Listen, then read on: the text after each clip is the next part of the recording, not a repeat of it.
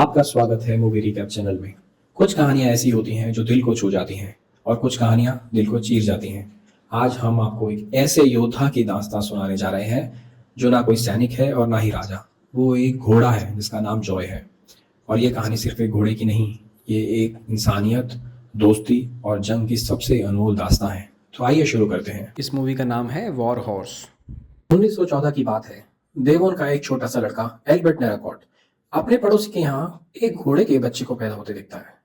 ये नया नया बच्चा जो अपने पैरों पर खड़ा होने के लिए स्ट्रगल कर रहा है, एल्बर्ट को बहुत ही मंत्रमुग्ध कर देता है। उसके दिल से दिल तक बात चली जाती है और ये लम्हा उसके दिमाग में हमेशा के लिए छप जाता है। इसके बाद से एल्बर्ट रेगुलरली अपने पड़ोसी जिसका नाम मुनी है उसके फार्म पर जाता है ताकि इस घोड़े के बच्चे के साथ बॉन्डिंग कर सके। टाइम निकलता जाता है, एल्बर्ट बड़ा होता है और एक घोड़े का बच्चा जो कि एक मस्त बे आयरिश कॉल्ट बन चुका है उसके दिल का एक हिस्सा बन जाता है। ये ब्रीड मोस्टली शो जंपिंग के लिए होती है। शो जंपिंग मीन्स कूदने फादने वाले जो घोड़े होते हैं, ऐसी ब्रीड को कॉल्ट बोलते हैं। लेकिन एक दिन मुनी इस घोड़े को अपने बाकी जानवरों के साथ मार्केट में बेचने के लिए जाता है ताकि उसे ऑक्शन से पैसे कमाकर अपना घर चला सके। उधर एल्बर्ट का बाप टेड जो एक शराबी है अपने दोस्त लोगों के साथ ऑक्शन में पहुंच जाता है। टेड को एक ऐसा घोड़ा चाहिए जो उसके पथरीले खेत को जोत सके। पर जब वो मुनी के कोल्ट को देखता है बस उसका दिल धड़क जाता है। उसके दोस्त बोलते हैं, अरे टेड ये शो का घोड़ा है, काम का नहीं है तुम्हारे। लेकिन टेड का दिल तो ऑलरेडी इस पे सेट हो चुका था। ऑक्शन शुरू होता है और टेड सीधा बोली लगा देता है। अब यहाँ ट्विस्ट आता है, उसका लैंडलॉर्ड मिस्टर लॉयंस अपने बेटे डेविड के साथ वहीं पर मौजूद था और उसकी भी नजर इसी घोड़े पे थी। बस दोनों के बीच में मानो बोली लगाने की जंग शुरू हो जाती है। टेड गरीब तो था पर उसकी ईगो बहुत ज्यादा थी। किसी भी हाल में हार नहीं मानेगा, चाहे बर्बाद हो जाए। हुआ भी यही, वो बोली पे बोली लगाते जाता और आखिर में 30 गिनी में टेड ने उस घोड़े को खरीद लिया, जो कि उस जमाने के हिसाब से बहुत पैसा था। अब पैसा तो बचा नहीं, घर का खर्चा कैसे चलेगा। लॉयंस उसका लैंडलॉर्ड जो हार के बाद बहुत गुस्से में था, टेड को टॉन्ट मार के कहता है कि रेंट 2 हफ्ते में देना है तुम्हें। और टेड जब इस घोड़े को घर लेके जाता है तो उसकी बीवी रोजी का मूड ऑफ हो जाता है। वो बोलती है, ये क्या लाए हो, हमें खेती करने का घोड़ा चाहिए, ये तो फैंसी शो पीस है। टेड रोजी को पूरी कहानी सुनाता है कि कैसे उसने लॉयंस को ऑक्शन में हराया। लेकिन रोजी और गुस्सा हो जाती है। वो पूछती है, अब रेंट कैसे देंगे हम, यहाँ ये आपस में लड़ रहे थे और दुखी हो रहे थे। पर एल्बर्ट तो खुशी से पागल हो रहा था क्योंकि ये वही घोड़ा है जो उसने बचपन से देखा था। वो अपनी माँ से रिक्वेस्ट करता है, प्लीज़ इसे रखने दो, मैं इसे खेती के लिए ट्रेन कर दूंगा। बहुत मनाने के बाद रोजी मान जाती है, ये सोच के शायद एल्बर्ट अपने बाप की गलती को ठीक कर दे। एल्बर्ट घोड़े का नाम रखता है जॉय और अगले कुछ हफ्तों में पूरी जी जान लगा देता है उसको ट्रेनिंग करने में। एल्बर्ट और उसका बेस्ट फ्रेंड एंड्रयू जॉय को ये सिखाते हैं कि जब वो उल्लू की तरह आवाज़ निकाले तो वो उनकी तरफ दौड़ा चला आए। पर उन्हें नहीं पता कि ये घोड़ा तो उल्लू को मारने के लिए ट्रेन था। लेकिन प्रॉब्लम अब शुरू होती है। मिस्टर लॉयंस एक दिन टेड के घर आते हैं और पता चलता है कि टेड ने उनके पास से बहुत सारा लोन लिया था। टेड बोलता है कि खेत जोतने और फसल बेचने के बाद वो तुम्हारा पूरा लोन चुका देगा। लॉयंस हंसता है और बोलता है, तुम्हारा ये फैंसी घोड़ा फार्म पे क्या करेगा, ये तो कूदने फादने के लिए है, ये खेत कैसे जोतेगा। और फिर टेड को जलील करने के लिए एक डील रखता है, अगर ये घोड़ा खेत जोत देता है तो लोन के पैसे चुकाने के लिए मैं तुम्हें और टाइम दे दूंगा। लेकिन अगर अक्टूबर तक पूरा पैसा नहीं दिया तो घर, खेत और घोड़ा सब छीन लूंगा।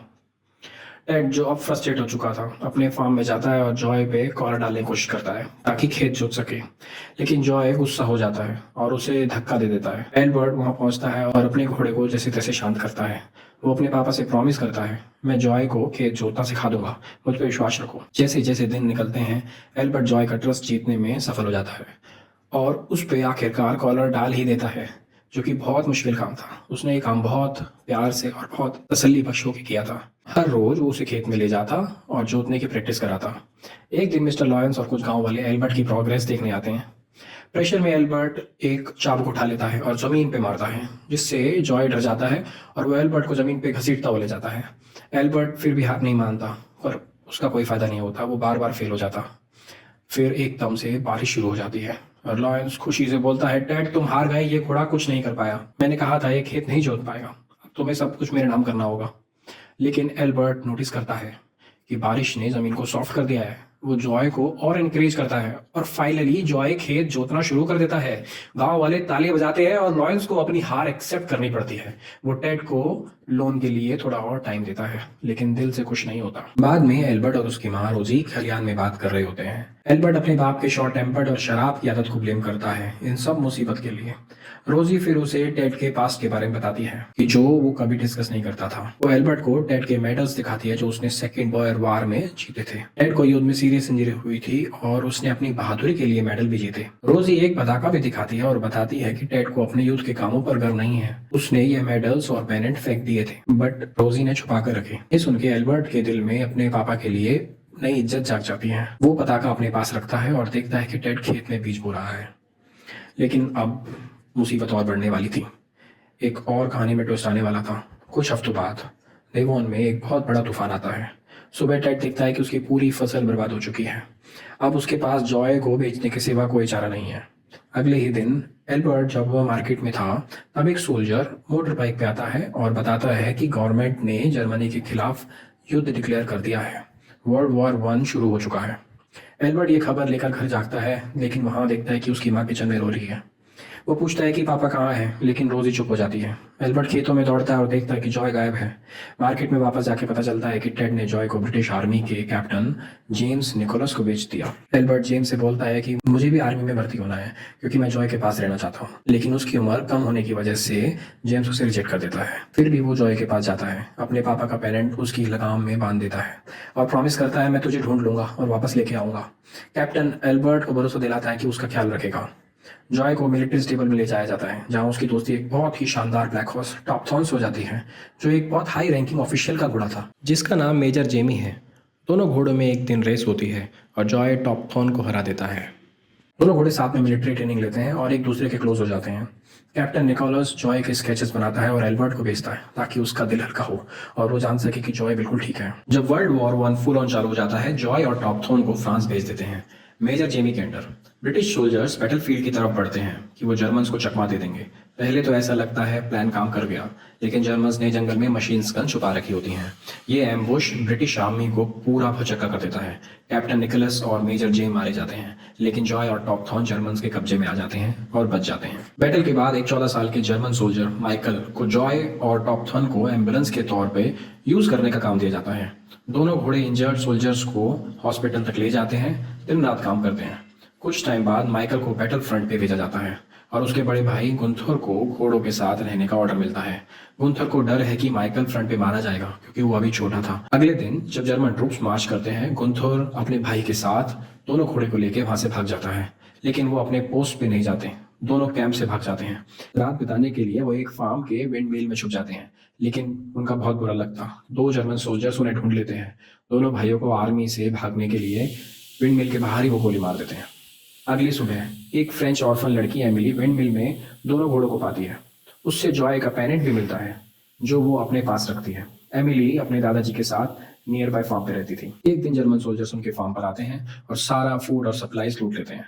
एमिली जल्दी से अपने बेडरूम में जॉय और टॉप थॉर्न के साथ छुप जाती है। दादाजी सोल्जर्स को बहला फुसलाकर उन्हें बिना बेडरूम चेक के भगा देते हैं। एमिली और दादाजी के बीच बात होती है जिसमें पता चलता है कि एमिली को एक बोन डिसीज़ है जिससे वो घोड़ा नहीं चला सकती, वरना हड्डी टूटने का रिस्क है। लेकिन एमिली का बर्थडे है। दादाजी उसे जॉय की सवारी करने देते हैं। वो एक्साइटेड होकर जॉय को फार्म के पास वाली पहाड़ी पर दौड़ाती है, लेकिन गलती से वही जर्मन सोल्जर से टकरा जाती है जिन्होंने उसका फार्म लूटा था। दादाजी को एमिली की जान बचाने के लिए दोनों घोड़े उन्हें देने पड़ते हैं, लेकिन वो जॉय का पेनेंट छुपा लेती है।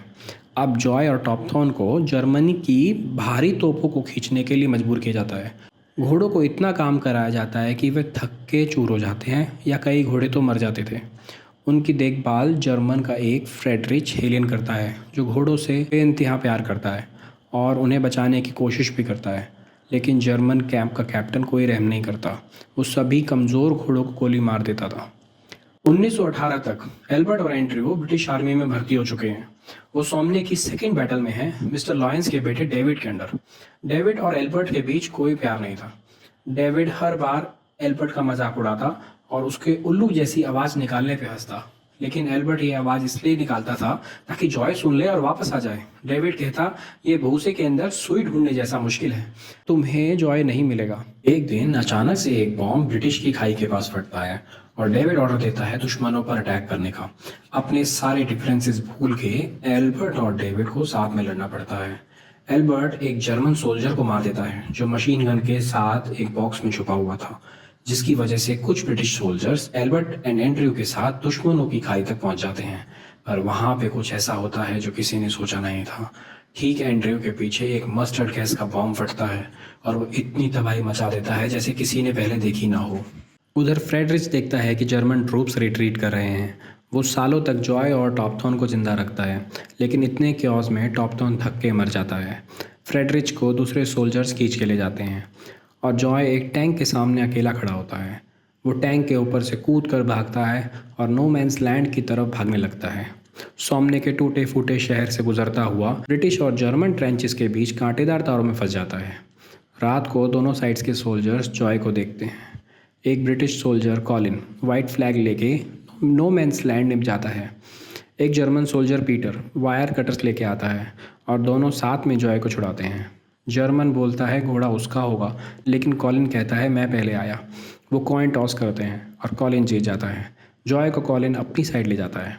इधर एंड्रयू, जो कि एल्बर्ट का दोस्त था, गैस अटैक में मारा जा चुका था, लेकिन समहाउ एल्बर्ट बच जाता है। कुछ समय के लिए उसकी आंखों की रोशनी चली जाती है और उसकी आंखों पे पट्टियाँ बंधी होती हैं। उसे नो मैंस लैंड से बचे एक मिरेकल हॉर्स की बात सुनाई देती है। Army doctor surgeon James fry का ऑर्डर मिलता है कि घोड़े को शूट कर दे, क्योंकि इतने मेडिकल रिसोर्सेज नहीं है कि किसी जानवर पे खर्च हों। लेकिन जब फ्राई गोली मारने वाला होता है, जॉय उल्लू की आवाज़ सुनता है। कैमरा शिफ्ट होता है एल्बर्ट पे। एल्बर्ट को जॉय की तरफ ले जाया जा रहा है।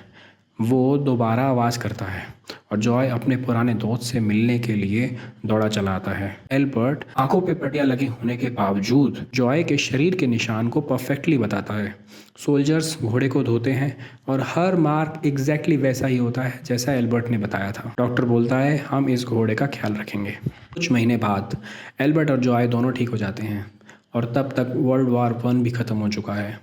लेकिन फिर एक बैड न्यूज़, सिर्फ ऑफिसर्स के घोड़े घर जाएंगे, बाकियों को ऑक्शन में बेचा जाएगा। एल्बर्ट अपने सोल्जर्स दोस्तों से पैसे उधार लेता है ताकि जॉय को खरीद सके, लेकिन मामला काफ़ी टफ है क्योंकि एमिली के दादाजी भी ऑक्शन में आए थे।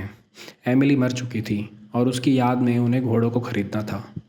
ऑक्शन डे पे एल्बर्ट एमिली के दादाजी के खिलाफ बिडिंग वार हार जाता है। वो बोलते हैं अगर कोई और बोली लगाएगा तो मैं अपने सब खेत बेच दूंगा, 1000 गिनी तक बोली बढ़ा दूंगा। कोई बोली नहीं लगाता और दादाजी जॉय के मालिक बन जाते हैं। ऑक्शन के बाद एल्बर्ट दादाजी से बहुत रिक्वेस्ट करता है, लेकिन वो नहीं मानते। लेकिन जब जॉय खुद एल्बर्ट के पास चला जाता है जैसे अलविदा कहने गया हो, दादाजी शॉक हो जाते हैं। वो एल्बर्ट को वो पेनेंट दिखाते हैं जो एमिली ने छुपाया था। एल्बर्ट उसे तुरंत पहचान लेते हैं और दादाजी कन्विंस हो जाते हैं कि जॉय उसी का घोड़ा है। वो जॉय को एल्बर्ट के पास दे देते हैं और बोलते हैं इसका बड़ा ख्याल रखना। कहानी के एंड में एल्बर्ट अपने प्यारे जॉय के साथ फार्म वापस आता है। वो मम्मी पापा को गले लगाता है और पापा को वो पेनेंट वापस देता है। टेड ये देख के बहुत प्राउड फील करते हैं कि उनका बेटा अब एक मर्द बन चुका है और वो बहुत ही खुश होते हैं।